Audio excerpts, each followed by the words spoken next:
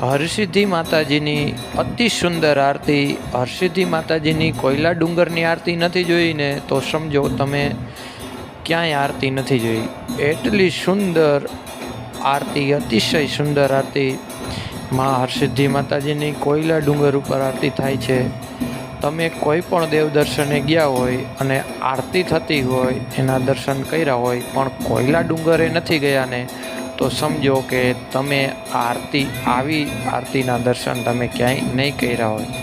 અતિ સુંદર, મન પવિત્ર અને મન એકદમ હળવું થઈ જાય અને અતિશય સુંદર નિરાતે આરતી થાય. પછી નિરાતે આરતી તેજ થતી જાય, વરી હળવી થાય, ફૂલ થાય, એમ અતિશય સુંદર આરતી થાય માં હરસિદ્ધિ માતાજીની.